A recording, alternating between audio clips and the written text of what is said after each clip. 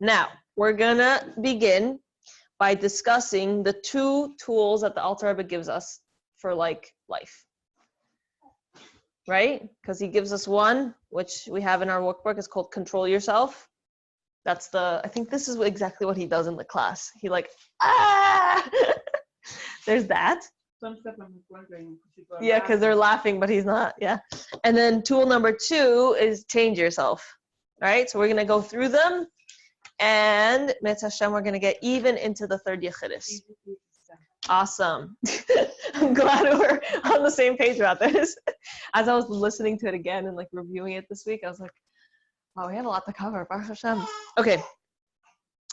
So just to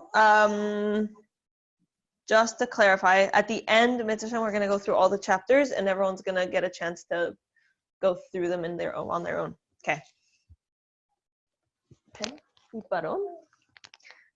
Yes.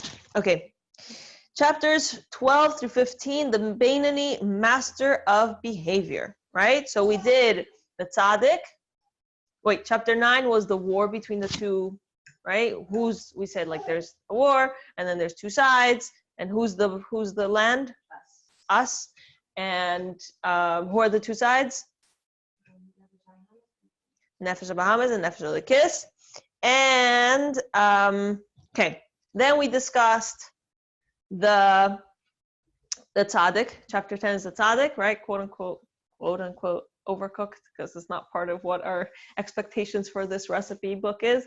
But so we discussed the tzaddik who manages to win the war, and on the one spectrum he wins the war and shushes the other side like completely. On the other side, on the other spectrum, he wins the war and he brainwashes the other side to be on his side. So now he has two Nefesh HaLekisin instead of one Nefesh HaLekis and one Nefesh HaBahamas, right?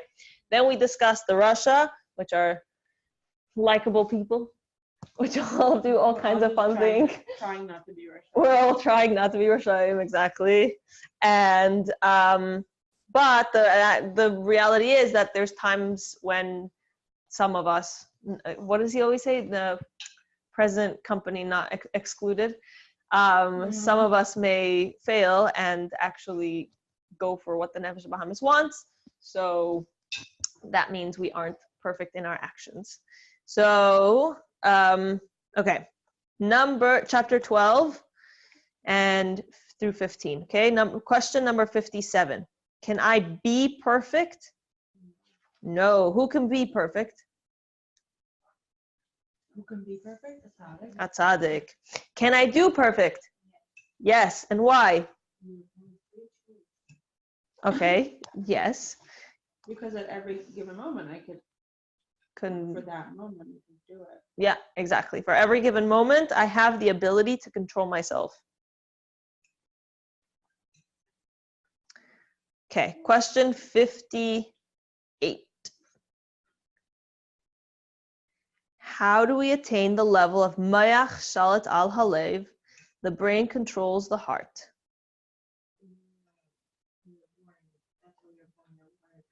Correct. We were born. It is natural within ourselves. We have this natural ability. 100%. Okay, I love this one. 59, I added in just for funsies. 59, how is Hashem our chavrusa in life at times?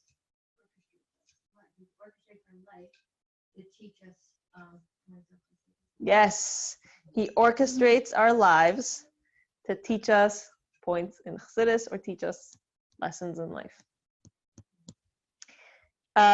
60, what is the significance? Let me know if I'm going too fast for anyone who's answering. No, you guys are good.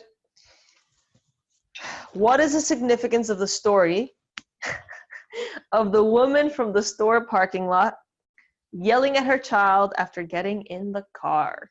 That exactly proves that we have total control over ourselves.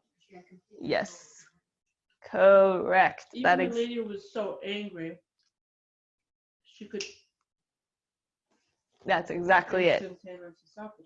So she was able to control her reaction. Well, if you would have asked her if she could control herself with her kid, she would have said no way. But obviously, she Yes, if you would have asked her if she's able to control herself with her kids, she probably would have said no way. But the reality was that she did.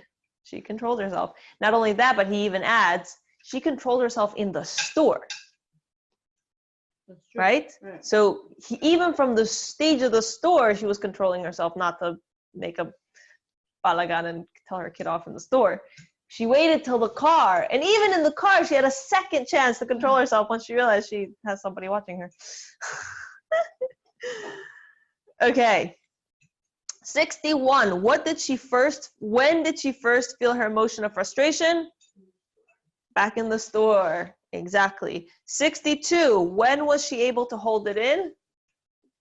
Until when was she able to hold it in? Until the car. Until she got into the car. Yes.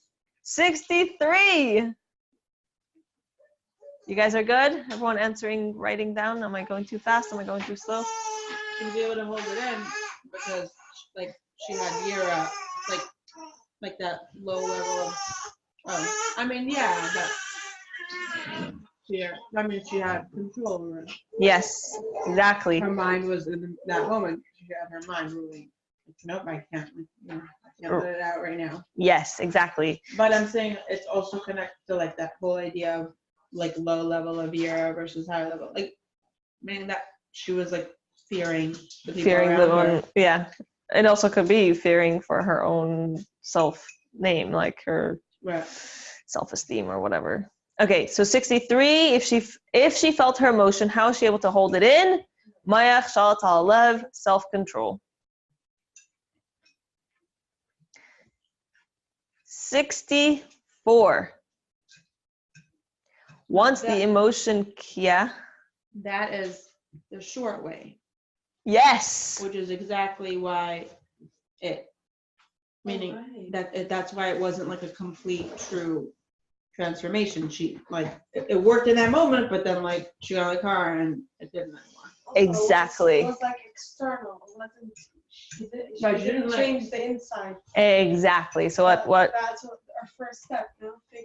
Yes, exactly. So what they're saying, what everyone else in the classroom is saying, is that it was an external. It's the short way because it was an external thing that she controlled herself from that point, but she didn't change herself. Which that's exactly what we're learning from this in this first. In 12 to 15 is that quote unquote short long way. One of the ways. Okay, once the emotion came out and she realized somebody was watching, how quickly was she able to control it? Instantly. Exactly. Which is so amazing. I love his mashal of like the 18 passenger going like 80 miles per hour down the highway. How long does it take for it to stop? He's like, I've never done that. I don't condone it. It was so funny. But anyway. It's a very good example because it shows us how good we can control ourselves just by having an audience. So why can we only do that for an audience? Yes, I actually once I was a friend of mine, she used to live here, and she had lots and lots of kids, and she told me, she's like, can you come do a play date? And by then I think I only had Leivik and Shondover at that point.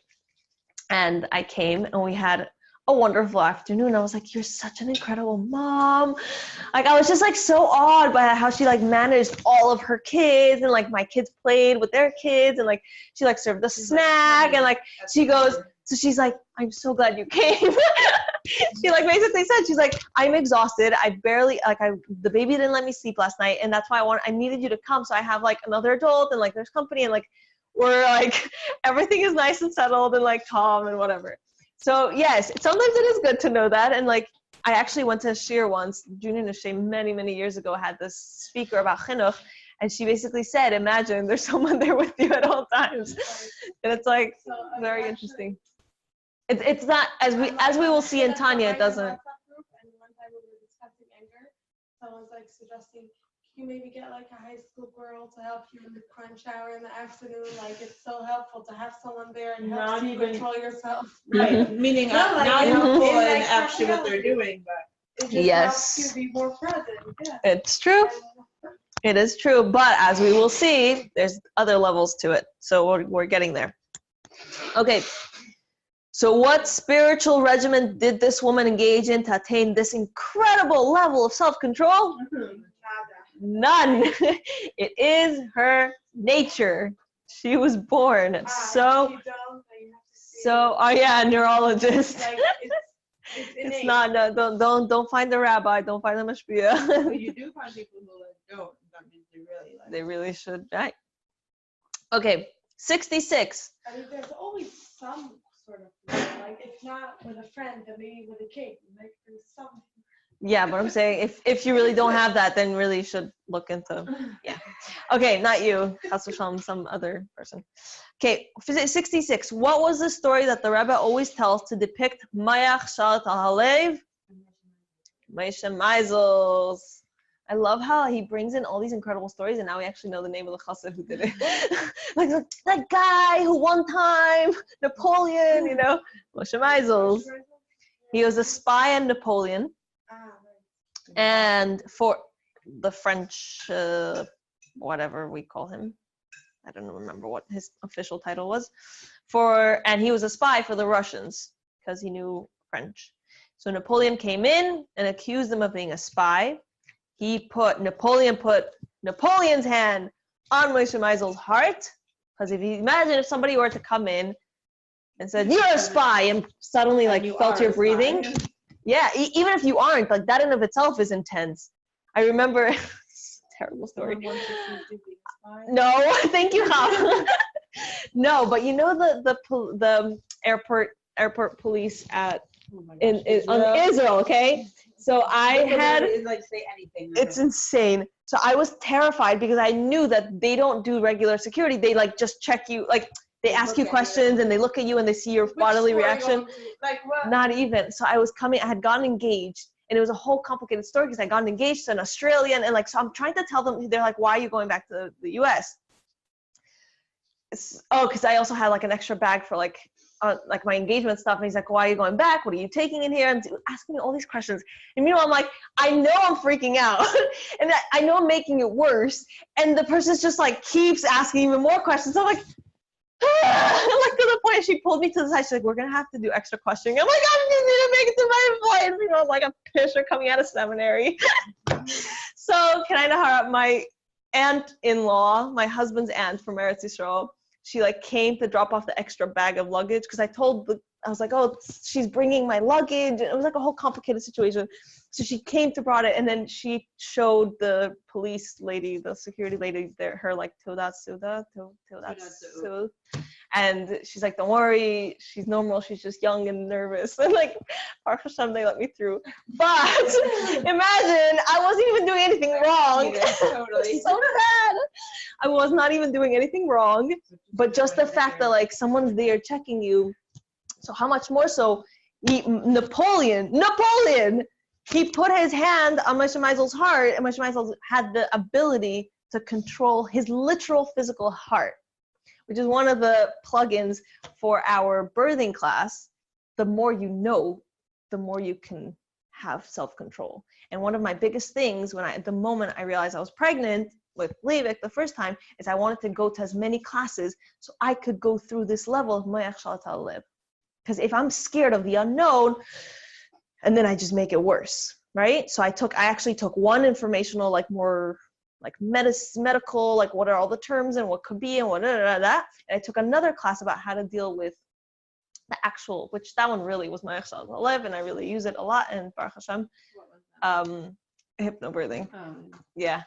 And it really helps me control where my brain is so that I can actually control my physical reaction to birth. So Mayach Shalat al-Lev plays out in many different facets of life. Okay, continuing on. 67.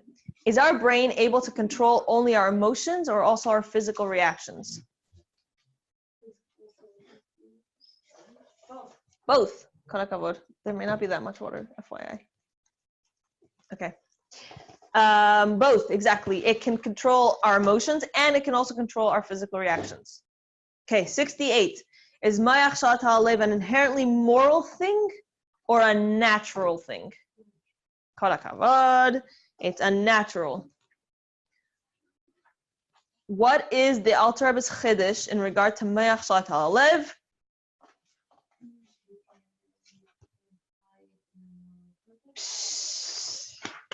You can employ it in a moral context, which means, what does that mean? It means that if you realize that the same way as somebody else watching you, not Chas v'Shalom, you, no one in this room, someone else watching this woman berating her kid in the car could cause her to actually stop, so too your moral decisions, whether something is right or something is wrong. Should I skip mincha because whatever, I'm getting a little lazy and I really just want to watch more YouTube? Or should I just stop what I'm doing right now and daven mincha? Have self-control. You can use the same Me'ach Shat HaLev. One second. I need to choose the right thing. Does that make sense? It's right over wrong. It's a moral decision. As opposed to what? As opposed to following your nefesh habits. Yeah. Meaning, as opposed to like a physical. Yeah, I thought that is what Me'ach Shat HaLev is.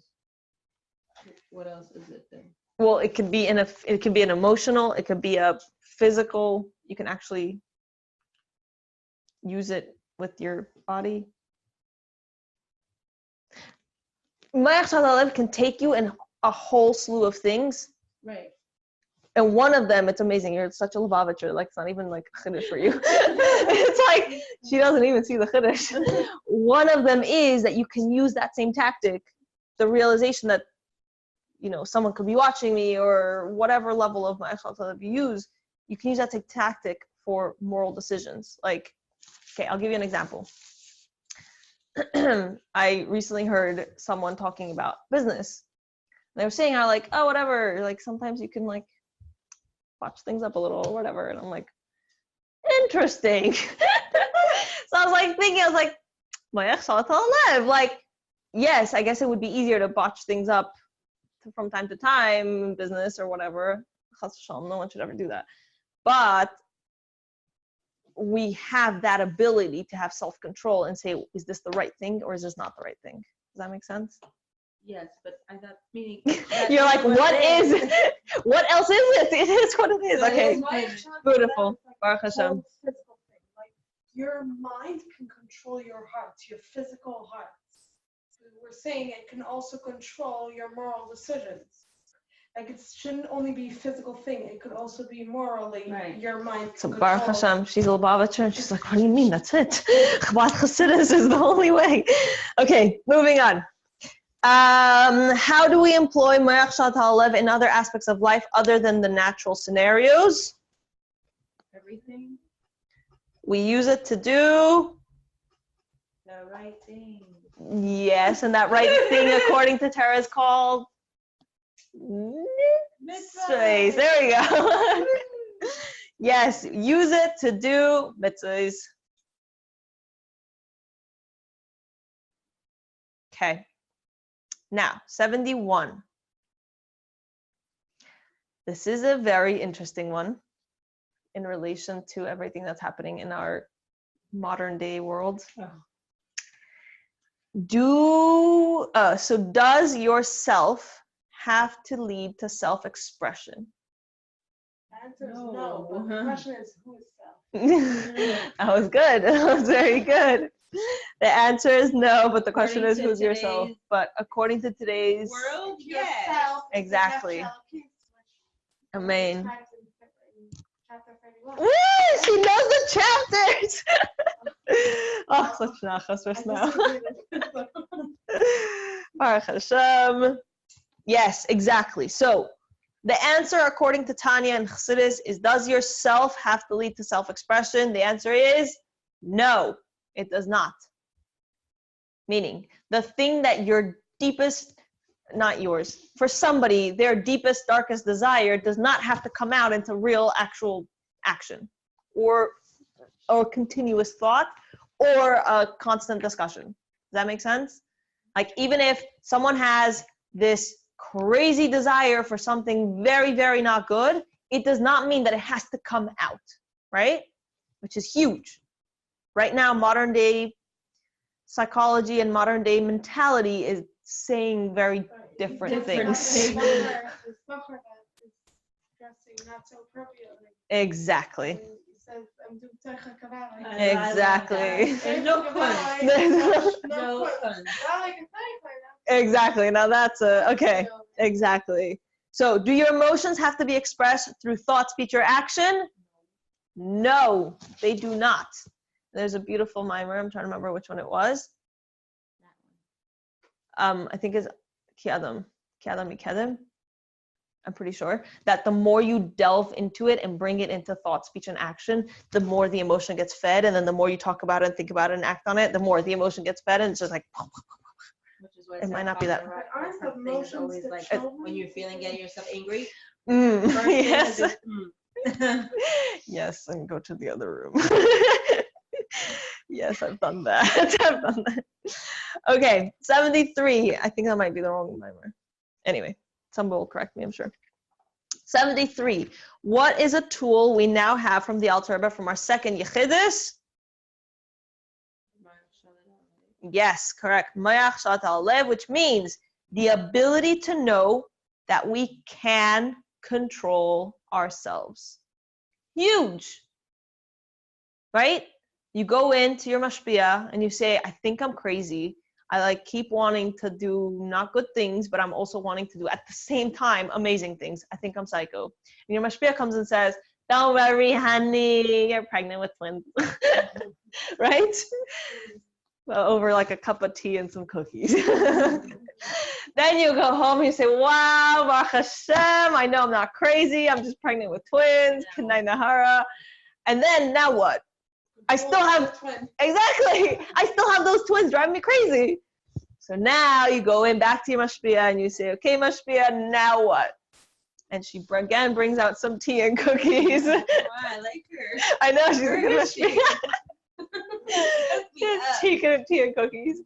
And she then tells you, not only that, you're pregnant with twins, but you have full control over which twin is going to take charge. Huge. Life changer. Right? Huge. Okay. 74. What did the nephews ask their uncle, the great mashpia from overseas? You see that one? Yes. I wish you would have said the name of who it was. Yes. If he is. I know. I was so curious. Is he a Bainani? The question was, are you a Bainani? 75. What did the uncle answer his nephew? You can also be. I don't even know if he said also. I think you can be a Bainani. Go say Tehillim. 76. Was the child doing anything he shouldn't? Oh, I mistyped that. Was the child doing anything he shouldn't be doing, saying, or thinking? No. 77. What was the uncle proving to the nephews? Yes. You can make the right choices. You can do the right thing. You can be a Bainani at any point.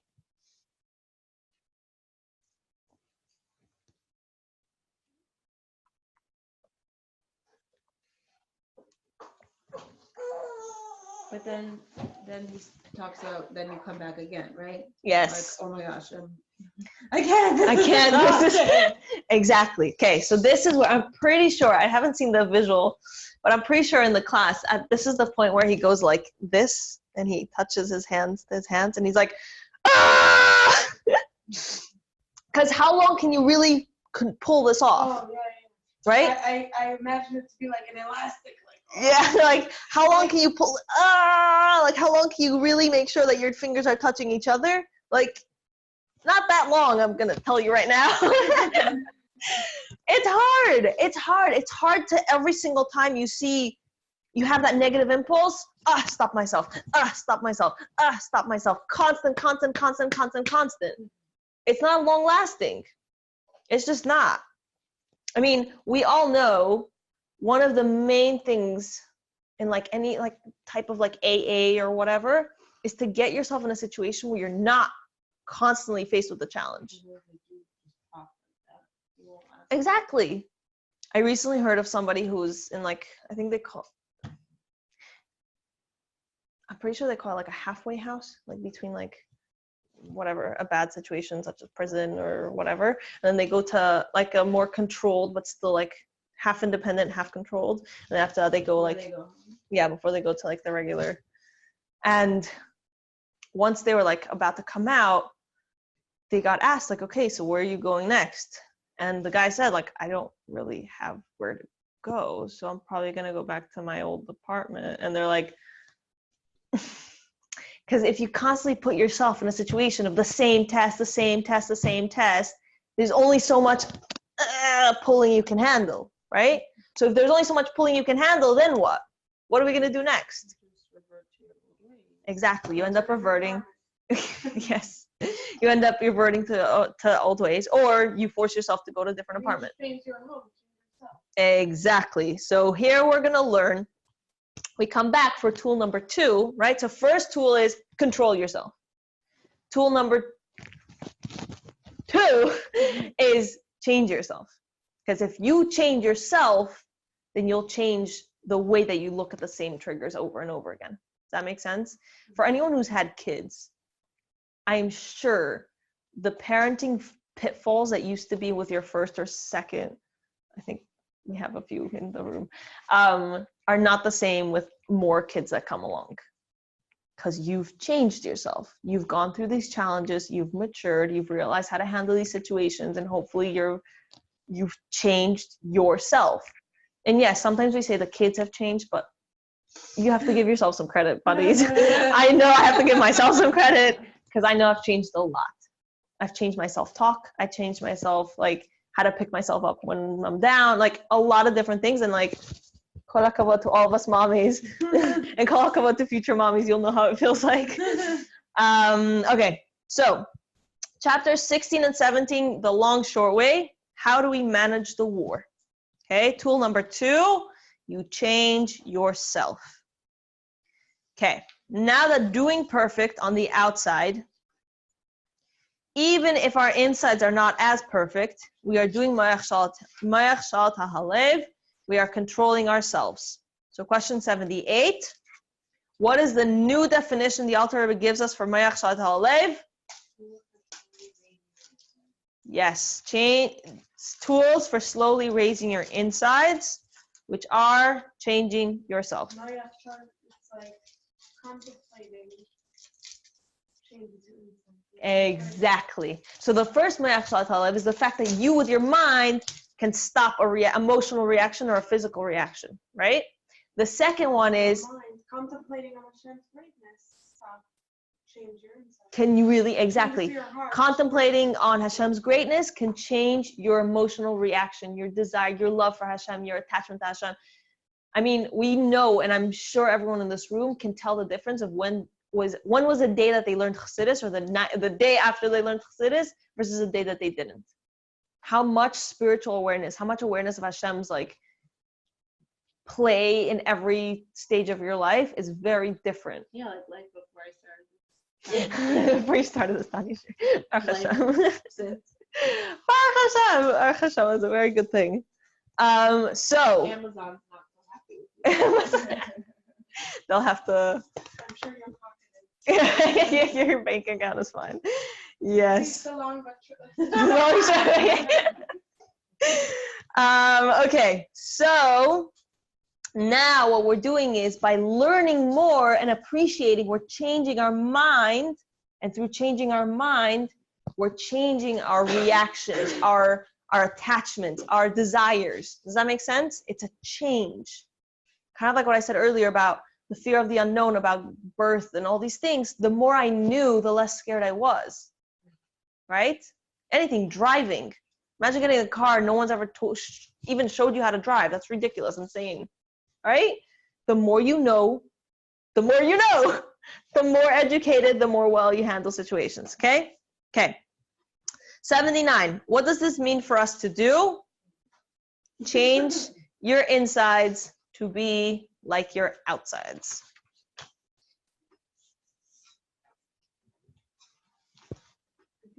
try to change your insight. Well, that's what it means we should do. It never actually will match up. That's what Yes, that is true. That is true. Okay, 80. What happens to us if we don't do this new step of Mayach Shalta Alev? What happens if we don't do the new stuff? Yes. What happens to us? We're gonna snap. Mm-hmm. We're gonna make a chilul Hashem. I love that one. He's That is, so like, great. so on point. Oh my gosh, I've seen so many people on that stage. I'm like, oh. On all, either they pop and just go back to the old ways, or they Yes. walk, like what he Or said, they they're keep walking. on thinking, walking chilul Hashem. Walking Hashem. Ah. So sad. Okay. Yes. So 80. Wait, but that's not the We regress.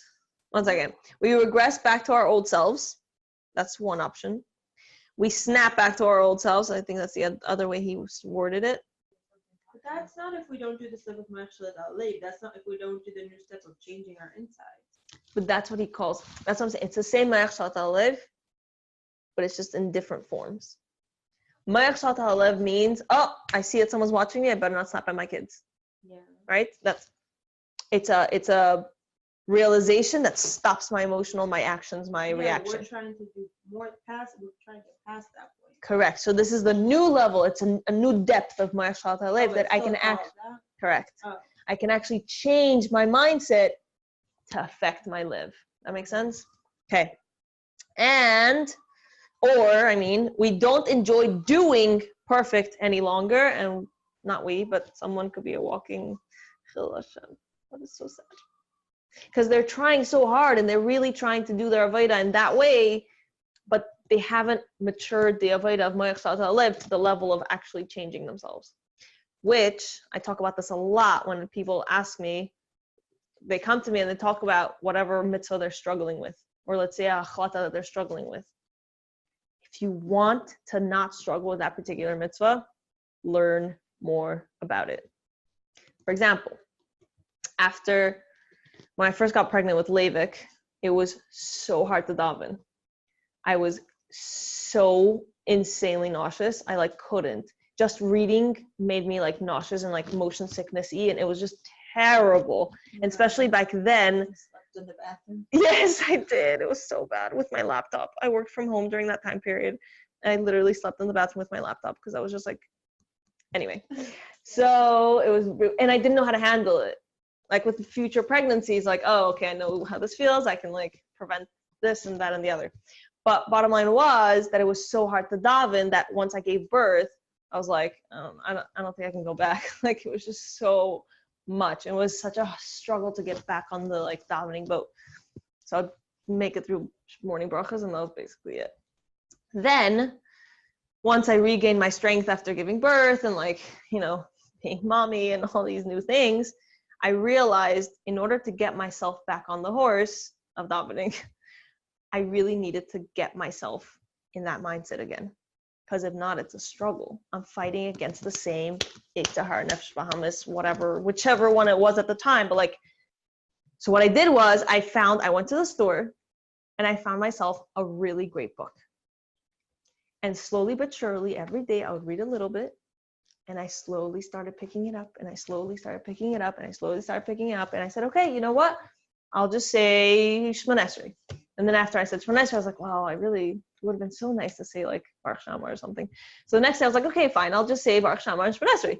And slowly but surely, it was Shema, and then little by little, because I was feeding my knowledge about it. I was feeding my excitement about it. I was feeding my Nefesh Elokis about it. So it fed my Nefesh Bahamas' ability to okay, fine, we'll do it. Does that make sense?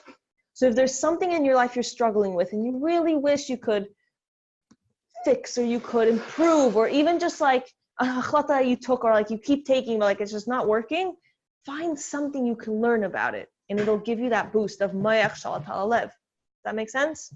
Because as long as it's just a continuous every single time forcing yourself to do it, it's not lasting. Exactly. If it's a continuous thing of forcing yourself, exactly. If you're constantly forcing yourself, and not only that, but once, which we're going to talk about in later chapters, but once, even if chas v'shalom you mess up and it's this thing that you're working on, just move on.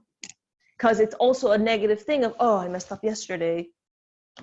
whatever. I'm just not, I'm giving up on this, right? So just let it go and move on. We're going to talk about it in a minute. Okay. So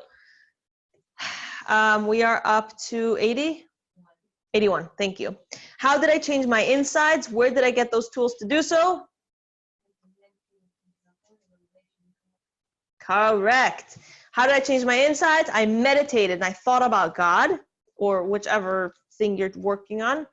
And where did I get those tools to do so? From our 3 intellectual faculties, right? Chachma, Bin, and Das. Motzei Shabbos, Mrs. Frady Hanover actually spoke about Chachma, Bin, and Das and different levels of it. It was very, very beautiful. If you want to watch it, hopefully I'll send it to Rachel and she'll put it on YouTube soon. It's my fault, okay? Okay. 82. How often do I have to do the above? Correct. Daily, every moment. And how long does it take to change my insides? A lifetime. It's a lifelong task, and we meditate every single day. Exactly. Every day. Yes. Wow. Isn't that different? So now, not only do we have, I'm going to catch myself. I'm about to do something wrong. But we also have, okay, now that I see that this is a trigger for me, what can I do to fix it? Go learn something about it. Exactly. And once you put your mind in a different place,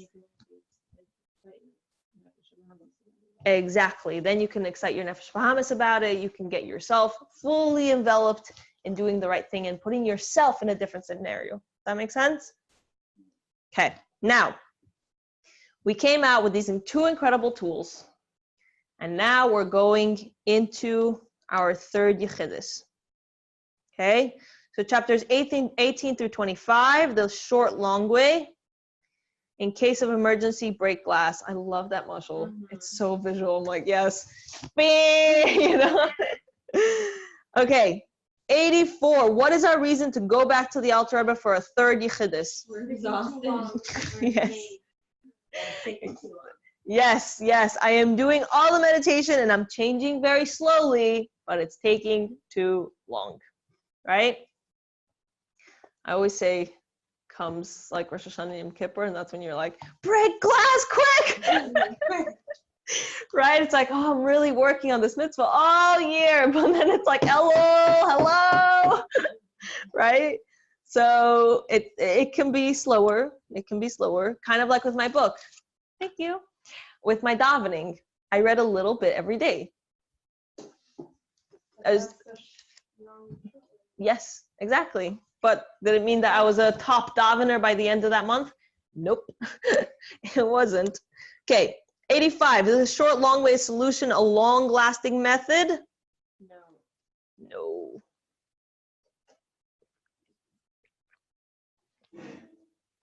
86. What is the significance of the story of the lady who picked up her car off of a child? That like in. See it? Yes. In like an emergency situation, you could do it, but like on an everyday basis, it's just not. Correct. In an emergency situation. Life and death. Like Right, that's the thing you said. Yes, exactly. In a situation of life and death, where you really have to have that level of mesiras nefesh, that's when you can pull off that like adrenaline boost and you can pick up cars, right? Yes, and you'd be willing to give up your life. Exactly. But we can't always tap into it. 87. I love this one. Why can't she help pull up the washer and dryer to the 3rd floor when asked after? Yes, it's not a matter. Even if $10,000, right? Because the motivation is not there to do so. She had entered a mode of fight or flight, life or death.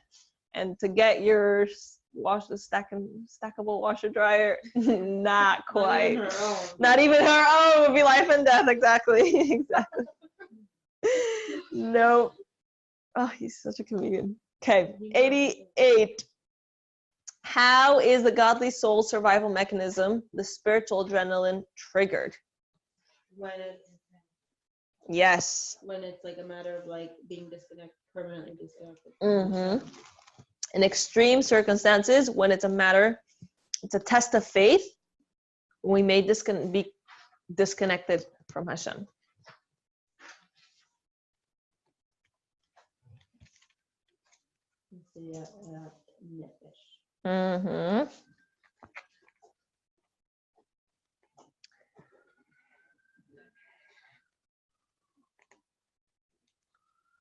And 89. What is the Hebrew term for this survival mechanism? Mesiras Nefesh.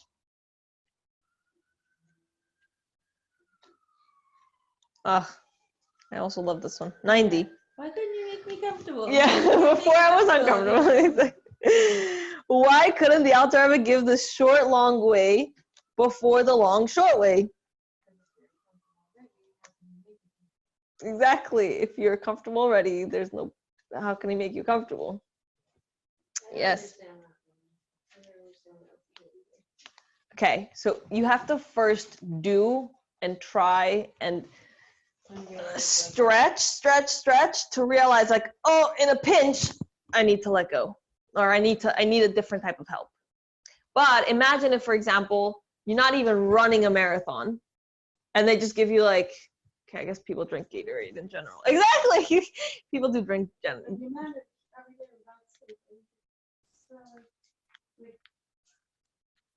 You don't need the energy drink if you're not doing anything energetic. Does that make sense? Like, it's like, okay, thank you. Like, I didn't need it to begin with. The thing of Mesiras Nefesh isn't going to work in like a everyday like small scenario. Kind of like the washable. Thank you. Stackable washer and dryer. Washable stacker dryer. Yes, exactly. It is washable. Okay. Because we need to first do the long, short way, and then we can alleviate the struggles of doing it by giving the short, long way. But the thing that I didn't understand was Mesiras Nefesh is like in a very specific scenario. Meaning that's I love not this like question. Actually helping us. That's not relieving the stress of like every day dealing with these things. It's like, yeah. Yes. Okay. Beautiful question. So if you can tell me if I understood it. So basically what you're saying is that it was hard to understand how we're pulling this out about this Mesiras Nefesh when it's not really happening on an everyday basis. So how could this be a tool for everyday help? Yes, exactly. Beautiful. I'm glad I got the question. Perfect question, and I love it because this is very relevant to actually use it.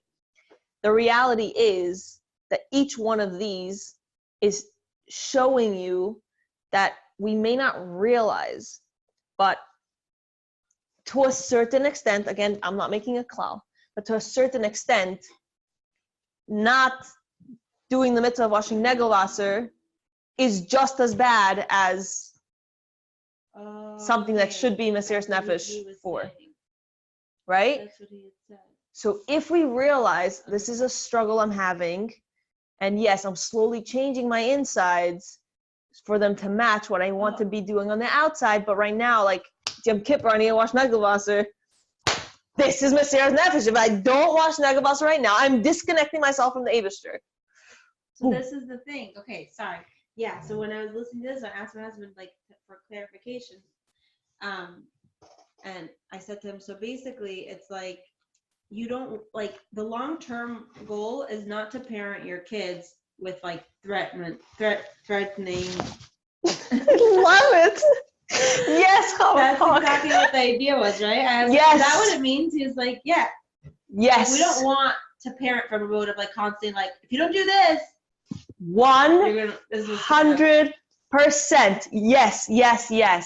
And one of the main things I talk about, I do these like once a month, like sometimes chinuch, sometimes whatever talks with like these mommies. And one of the main things I talk about is that when it comes to chinuch, this age is a preparation for the real deal. But in the end, they are nefesh habahamis, just like we're the nefesh habahamis. And if we're constantly like that, like the fear, the like, break the glass, do this, Mesiras Nefesh, it's not going to be long lasting for them. But instead, if we can foster a love, even if, let's say, they don't say the bracha perfectly this time. Exactly. That's a new joke. Everyone's going with it. Yes. Yeah, right? So if that's what they do now, but they come out with a beautiful feeling for the mitzvah, and then next time they do it, you say, oh, I heard the pickle joke, but this time let's try and say shahakal, or this time let's try and say adama, or this time let's try the word, If you slowly elevate them and get them to like it and enjoy it, then they're going to want it. It's theirs on the inside. One second, just to like re-encapsulate it. It doesn't mean that they have to do everything perfect now. That's why it's not a mitzvah for them. It doesn't have to be perfect now. It's the long, short way. Exactly. And we have 13 years, or I have 30. Some of us have 12 years with girls, but like we have a few years to like slowly build up that love, that desire, that beauty in them to want to do these things. As opposed to, if I don't do it right, mommy's going to be really upset. That's why it's like so important to not have, like, to just have this like long vision, as opposed to like they have to obey me right now. Exactly. And like this, like dealing with this like anger of like they're completely disobeying me at this very moment. Like, 1 second, what's the long-term goal here? Right. So I joined like a call, like 15 minutes, so they were discussing how we can Iti? I don't know what her name is, but we can maybe, Because I was speaking to her about it today. Yeah. We can bond with our children over knowledge as opposed to we have to do nega. Yes. Like we can say no. Like even when it's not the time to watch nega, we can say, I learned how to watch nega. Yes. Show you it says the Shulchan Aruch, or to think like this. Yes. Something like that. Then they become more knowledgeable. Also, the meaning of things, like even like little things. But I mean, my kids are little, and then like I started trying to do it with them, and like it's like I learned that we're supposed to do it. Like I'm also learning, and they're learning, and they don't know the details. And why do I have to tell them? Hold them, do this, do this, do this. We have to do this. We have to do this. Hashem wants us to do this. Like it doesn't work. Correct. And like say, it says that we have to do like that, or teach them, like learn with them. Exactly. And that's what we have to do with ourselves. Exactly. It was 100%. And that's how the way we parent ourselves is very similar, if not the same, as when we parent our children, which goes to show that you can self-analyze what works for me. And yes, not your child is not exactly, your child is not necessarily exactly the same as you, but this is something that makes me feel better, feel growth, feel more excited to do the mitzvah next time. I could do that with my kids. It's been a little crazy lately, but we were doing this thing that, like the new translation, Shulchan Aruch, the white one, it's an English one. It's really beautiful. They just translated like the Shulchan Aruch, the Alter Rebbe Shulchan Aruch. And it's the same format as this Likutei Sichos style. Beautiful, beautiful, beautiful. And so because I order so many books in bulk, so they send me like, we're about to do a whole print. Would you like it? So I just bought one set for my whole family. It was incredible. So we took an achata. Every night we learn like a little bit. And my kids are like, Mommy, so now we do that, because we're up to Negelwasser. It's like, Mommy, okay, so now we do Negelwasser like this. And then like because we learned it during dinner, so for breakfast they're like remembering, the Shulchan Aruch says, and I'm like, this is amazing. Like such a chop. Like all I had to do was just buy a book and put it by the table for dinner, and like it's their Judaism. It's their relationship with Hashem, and it's coming from a beautiful place, as opposed to, Mommy says like I have to do it like this and this and this and this and this, right? So fine, the first few times, like, oh, I messed up, mommy. It's like, okay, whatever, next time you'll do it great, you know? Anyway, same thing with ourselves. We have to be very kind, we have to be very loving, and we have to teach ourselves in a very kind and loving. And even if we don't do it perfect at first, and it's a big thing that I feel like once, once we move to Crown Heights, there's a big like cultural pressure. It's this like, and yes, it should be according to halacha. Everything should be. But we don't have to beat ourselves up about it. We just have to make the effort to learn and hopefully do it better next time. Does that make sense? Okay, beautiful. Moving on. What is the significance, 891? What is the significance of the story of the bacher who wore clothes that weren't befitting of being a bacher? Right? So insides like outsides is beautiful. Outside like insides, what's the kunz? What's the trick? Right? So we don't have to show our imperfections inside on our outsides. Why should I cover my mouth when I cough? Exactly. Why should I cover my mouth when I cough? Exactly. We don't have to show our internal imperfections on our outside.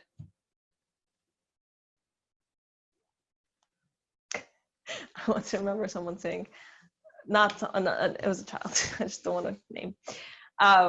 Someone saying like, I pick my nose in the bathroom, who cares if I pick it in the class? And I'm like, nobody. That's not how it works. Like there's a difference if you go do that in the bathroom. Anyway. So same thing here. Just because someone may pick their nose at some point does not mean you have to do it in public. Okay, don't have to do bad because we feel we are so. We can do and act good even if our insides are not 100% perfect.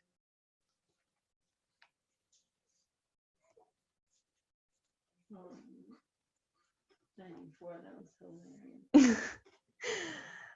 92. I know people are still writing, so I'm gonna give you a few more seconds.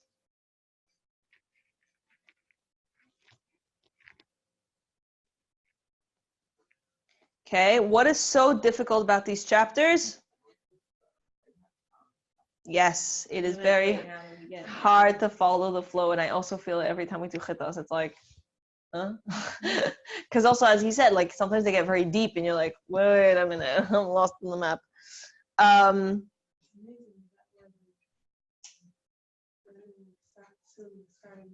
I know, and this is why I wanted to do this, right? I know it was a crunch because it's so many, Yama de Pagra and like so much happening. I'm like, we have to do this Tanya right before we start, because you can start it and really. And I'm a huge fan of this Tanya, if you're gonna, or the Chayenu Tanya. I would not suggest, if you're gonna start with this new mindset and like this new progress, I would not suggest lessons in Tanya. Lessons in Tanya is for in-depth learning. So it's for in-depth learning. And it's a beautiful thing if you really want to delve deep. But if you want to take the next, kind of like here we're doing like the airplane, if you want to take the parachute and like, or helicopter, like a little bit. Exactly. Just a drop, like not just it's a big land, but like it's not like, like analyzing every vav, right? So then I would say the Chayenu version or this one, because it's literally just straight translation. And if you read it straight, it's just so smooth. Like, now I see it. Does that make sense? Okay. Oh, they couldn't see what I was pointing at. So I will show it. This is the one I'm talking about. Okay. You can buy it from Michal for a discounted price. You could. Okay. We are up to 93. Yes. What would you do if the outsider jumped? Oh, okay, got it. I was like, where did I go with this? What would you do if an outsider jumped out at you with a sword and said, bow down to my idol or I'll kill you? What kicks in? Serious nefesh. We would give up our lives. Why?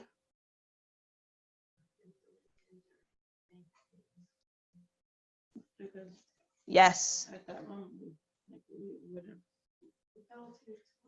Our nefesh elikis would not let us give up our connection to Hashem.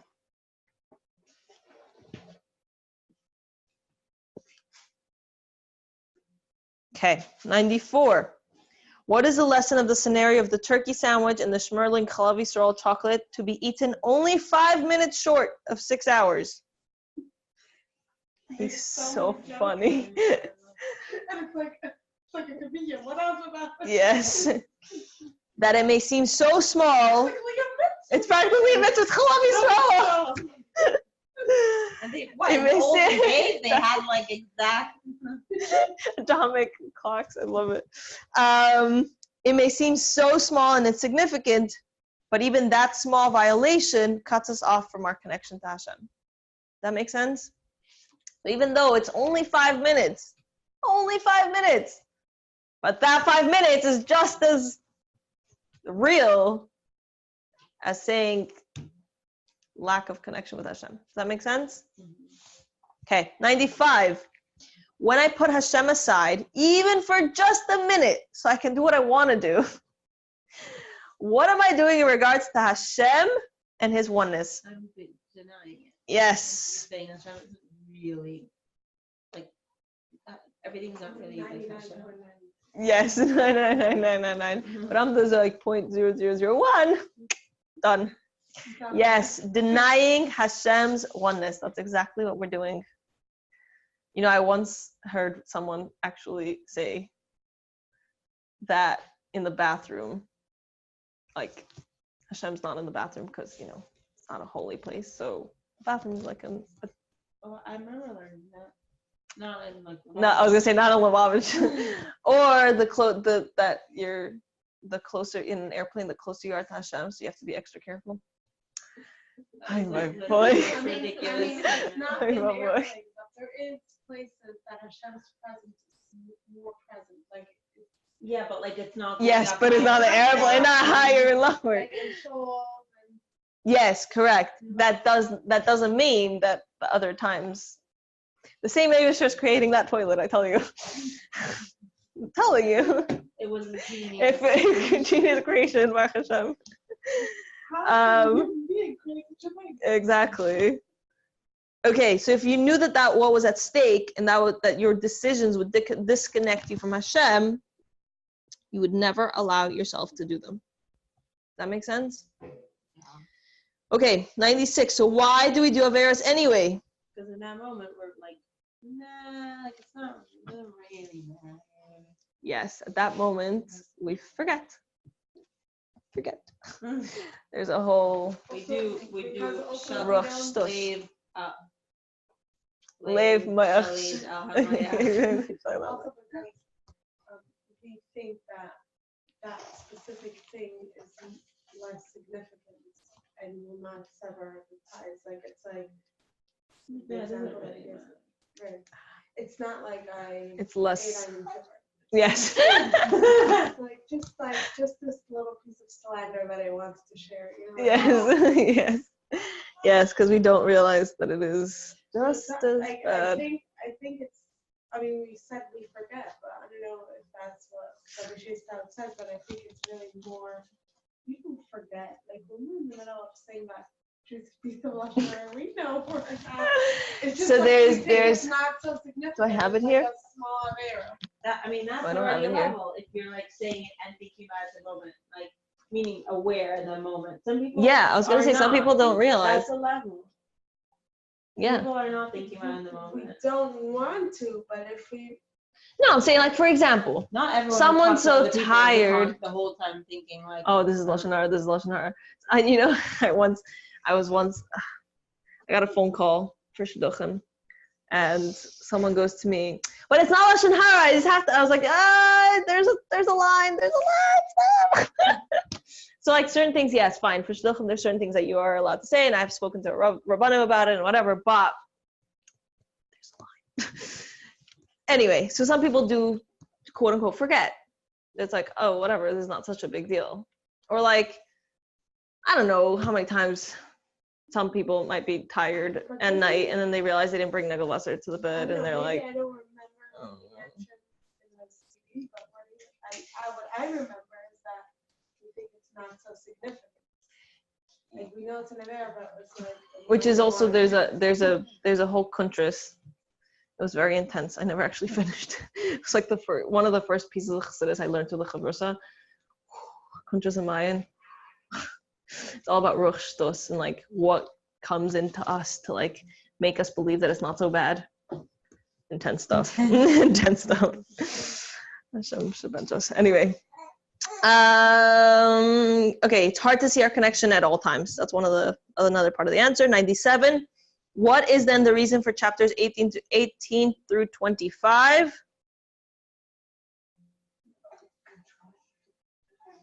Oh, like telling us all about like Hashem. Isn't that the one? Well, it's boosts of inspiration. Like if you have a boost of inspiration in the back of your pocket, it's like, oh, I can pull that out. Oh, I can pull that out, right? But if you don't know you have them, which is very interesting because I think the first time we did this program, somebody actually went over on the map and she wrote out for everybody like boost of inspiration number 1, like chapter 18. Boost of inspiration number 2, chapter 19. Boost of inspiration, and like it was very interesting to discuss them and say, whoa, like if I really kept that in mind, it would be a lot easier to pull them out, when I actually needed them. But right now, wait. Yeah, exactly. It's like, wait a minute, I need the break glass. Like, I don't have the glass right now. Okay. Where's the book? Exactly. Quick, somebody! Quick! Yeah, exactly. To give us boost of inspiration, to keep in our back pocket and take it out when needed. And it keeps us doing good and keeping our connection with Hashem.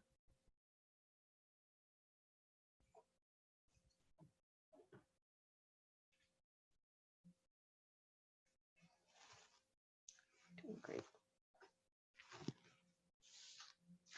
What are we're trying to do today?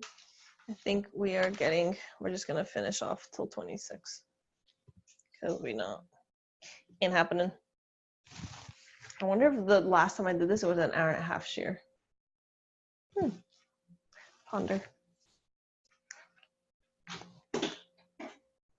Okay. So, is this typed out in your thing? Hashem is... Mm-hmm. Yeah, Hashem is everything. There's nothing but Him. What if I'm something, even something small, then Hashem is not everything.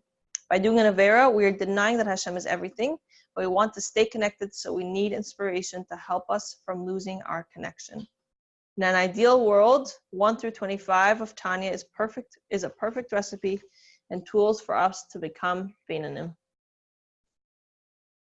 Right? But then what happens? What makes it less perfect? We live in Gullus and we have emotional struggles. Emotional, physical, spiritual, psychological. We're just a mess. Okay, and I think we'll leave off at that. And we have a few minutes to review all the chapters. Who is pumped? Let's not all scream at once. Ready. Okay, let's go through it. You guys can use a cheat sheet or you can use your books. Okay, chapter number 1, go. Pregnant with twins, and the introduction to our Nefesh HaBahamis. Chapter number 2, Nefesh HaLekis. Chapter number 3. No. Ooh, close. No, that's 4, but you're close. What's chapter number 3? We can do it. No. Yes, anatomy of the soul. Right? So it is 3. 3 intellectual. Then there's... Oh, and then the parent, the parents. Beautiful. The parents and the children, right? Chachma ben Adas, and then the emotional, right? Okay. Beautiful. Now, chapter 4. The garments, what we wear, which are thought, speech, and action. Beautiful. Number 5. Yes, the food. What does the soul eat? Torah. Beautiful. Chapter 6. Ready? We go like this. Flip. Oh, like what's the garments of Yes. What's the structure of the Nefesh Bahamis? And we go flip, right? The exact same thing, just polar. The children rule the home, right? Chapter 7 and 8. It's like an animal. Like they could be so smart to get their food. Yes. They Correct. Make solutions like mathematics, some animals, to get to their food. Like literally. Yes. Children rule the home. Okay, so 7 and 8, the anatomy of the world, right? Microcosm, macrocosm, right? Then we entered our second Yechidus. So chapter number 9 is War over the Cities. Chapter 10 is the Tzaddik. Chapter 11 is the Rasha. Chapter 12 through 15 is the Beinani. And which tool? Control yourself. Yes, they're both Ma'ashal. Good job. Chapter 16 through 17. Yes. Changing yourself. Exactly. So one is control yourself. 12 through 15 is control yourself. 16, 17 is changing yourself. Then we have our third Yechidus. So chapter 18 through 25. Break. Correct. The short, long way in case of emergency, break glass. Yes? Makes sense? Does it make sense, the flow? Why we go from one to the next to the next to the next? Now it starts getting stuff. Oh, really? Okay. So next week, Mit Hashem, we'll see how life takes us. Next week, Mit Hashem, we're going to cover, so I guess we'll listen again. CD number 2 is the most packed. I should have warned everybody. It's like really packed. Yeah, I think we're going to have to listen to it a third time. Oh, yeah. So,